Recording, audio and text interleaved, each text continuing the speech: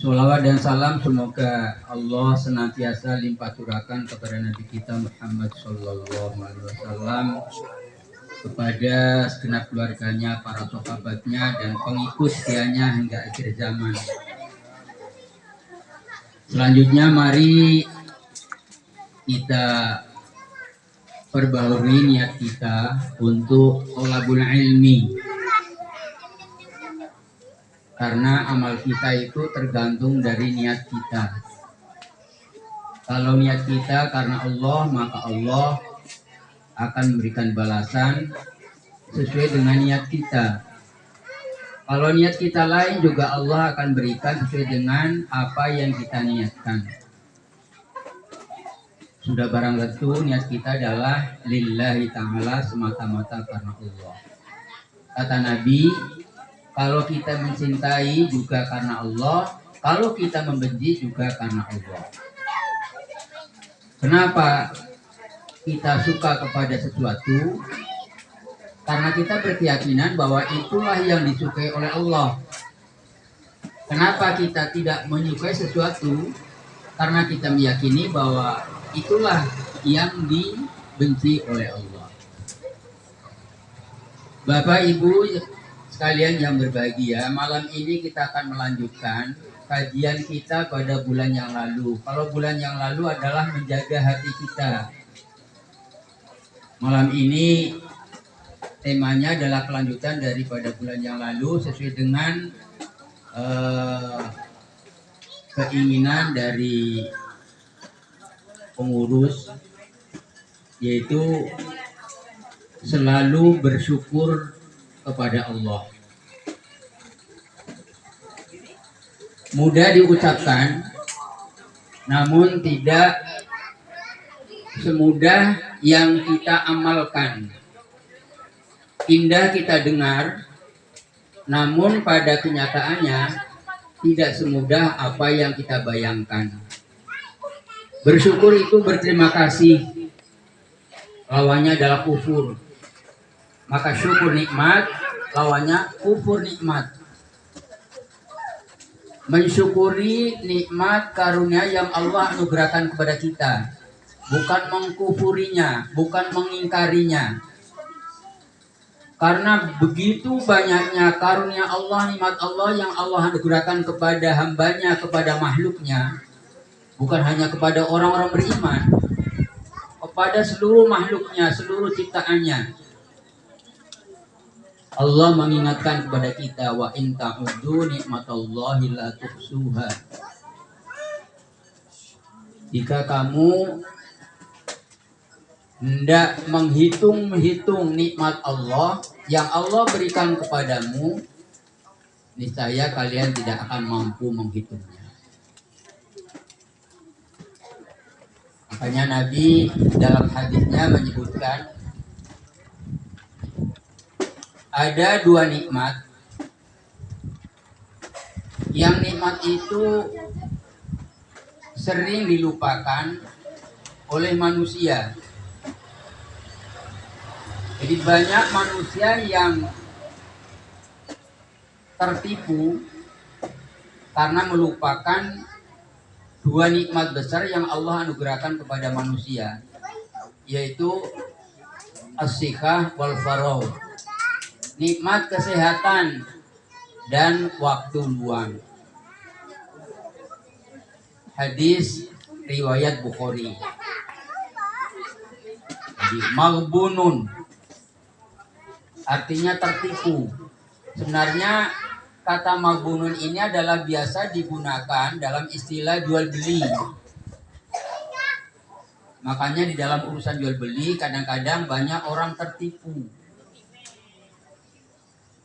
Dikatakan bahwa ini adalah barang yang baik, kenyataannya bukan barang yang baik. Kadang-kadang timbangannya katanya 1 kilo, kenyataannya cuma 9 on. Jadi banyak yang tertipu. Padahal seorang penjual, seorang pedagang itu, kata Nabi, kalau dia pedagang jujur, maka dia mendapatkan pahala seperti orang yang mati syahid. Jadi katakan apa adanya. Kalau memang ini adalah barang imitasi, yang imitasi. Ini yang asli. Yang imitasi harganya segini, yang asli harganya segini. Memang ini tidak ada 1 meter, kurang 1 senti. Katakan apa adanya. Jadi sudah mendapatkan keberkahan, keuntungan urusan duniawi, mendapatkan keberkahan, keuntungan nanti di akhirat. Karena apa? Pedagang yang jujur itu mendapatkan pahala senilai orang yang gugur syahid. Memang mati syahid itu adalah harapan bagi kita, karena jaminannya sudah pasti surga. Ya, salah satu di antara mati syahid itu adalah berbakti kepada kedua orang tua yang masih hidup maupun yang sudah meninggal dunia. Sampai-sampai dulu sahabat, ada banyak sahabat, dia tidak mau makan kecuali orang tuanya sudah makan lebih dulu.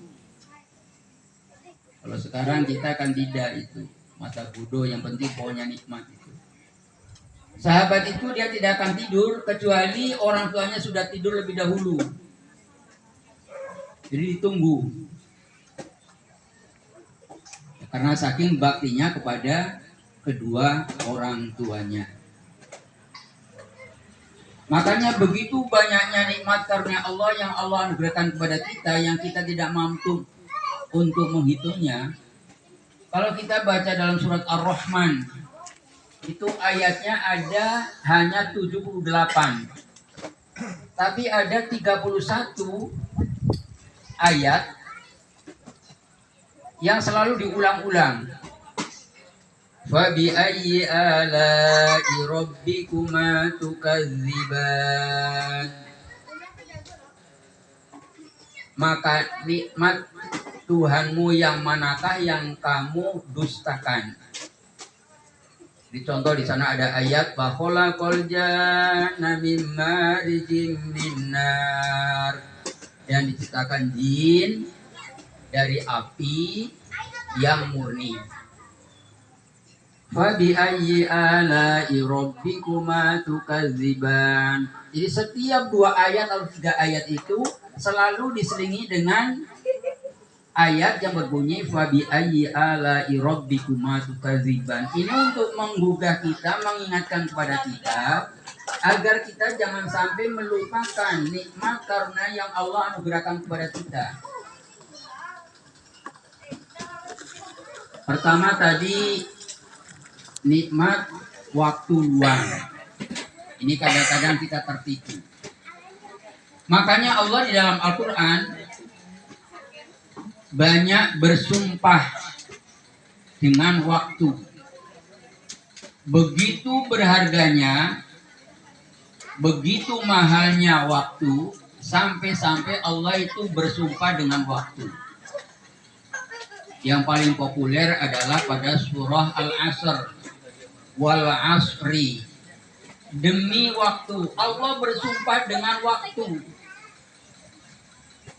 Ada yang menerjemahkan demi waktu asar. Maka biasanya ini dihubungkan dengan umur. Kita waktunya sudah seperti waktu asar. Nanti datang maghrib. Berarti kematian dekat. Untuk mengingatkan kepada kita bagaimana agar kita memanfaatkan waktu yang sebaik-baiknya. Makanya kata Rasulullah, pada hari Jumat, waktu asar sampai menjelang maghrib itu adalah waktu yang istijabah. Waktu yang terbaik untuk berzikir dan berdoa mohon kepada Allah. Di samping waktu subuh. Makanya Nabi SAW terutama pada selesai waktu subuh dan selesai waktu asar, Nabi selalu berdoa, Allahumma inni as'aluka ilman nafi'an wa rizqan thayyiban wa amalan mutaqabbalan. 3 ini yang Rasulullah mohonkan kepada Allah. Mohon kepada Allah diberikan ilmu yang bermanfaat.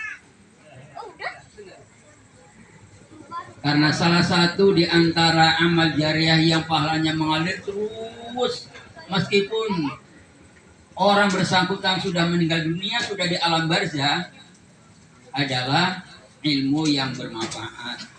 Ilmu yang baik, yang diamalkan, yang diajarkan kepada orang lain. Ajarkan kepada istri, istri mengajarkan kepada suami, orang tua kepada anaknya.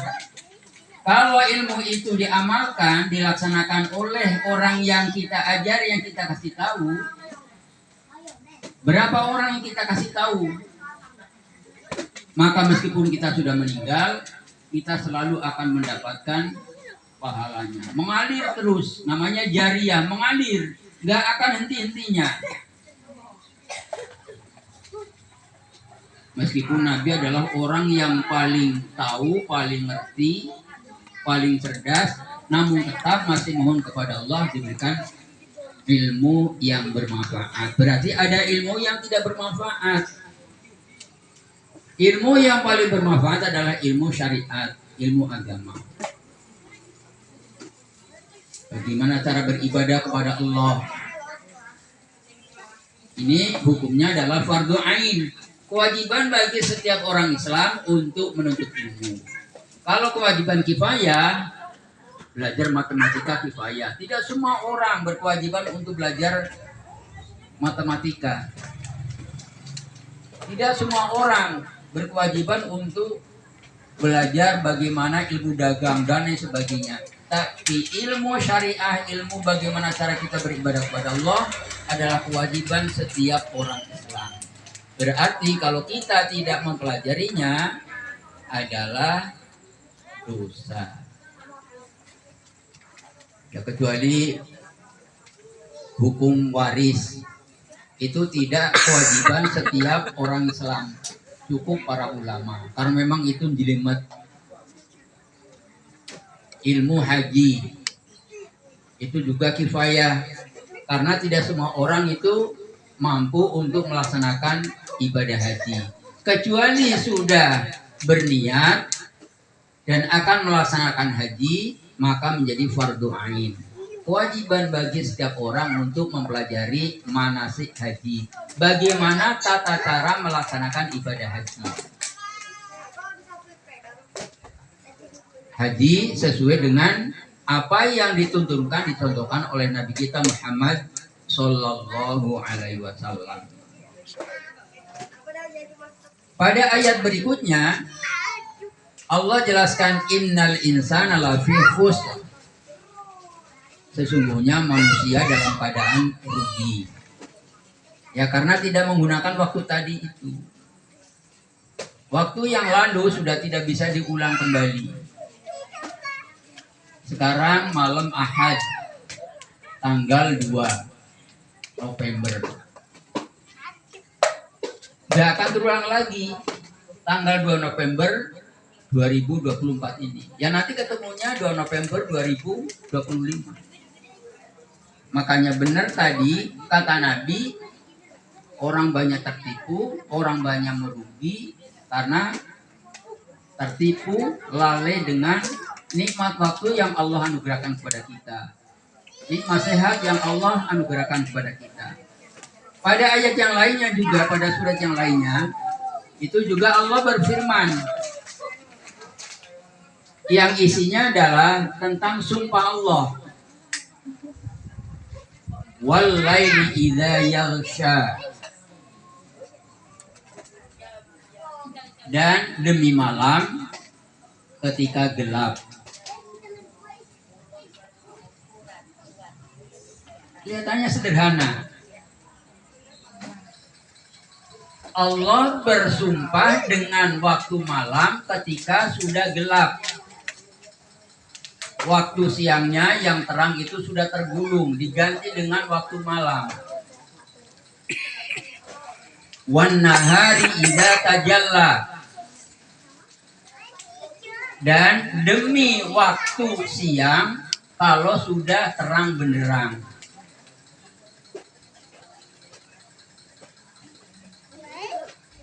ayat ini adalah mengingatkan kepada kita, mengajarkan kepada kita agar menghargai pada waktu malam. Begitu datang waktu malam, yaitu waktu maghrib, makanya Nabi mengajarkan kepada kita, jangan sampai anak-anak kita itu berkeliaran di luar rumah, disuruh masuk ke rumah masing-masing. Karena waktu sore itu, kalau bahasa tempat saya sendekala, kalau orang Jawa Timur sendekolo, ya. Kalau orang sini sandikala. Memang benar setan itu bergelayangan untuk mencari mangsanya. Maka Nabi memerintahkan kepada kita supaya anak-anak kita suruh masuk ke rumah, persiapan untuk sholat.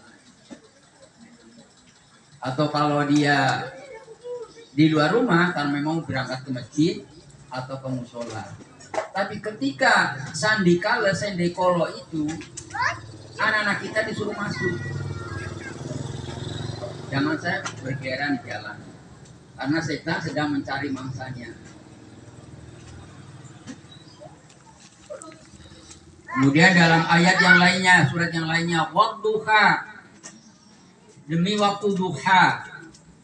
Waktu duha itu adalah kira-kira 15 menit setelah terbit matahari. Itu waktu duha. Makanya biasanya waktu duha yang awal itu namanya waktu syuruk, isyraq. Jadi kalau kita sholat di masjid atau di musola,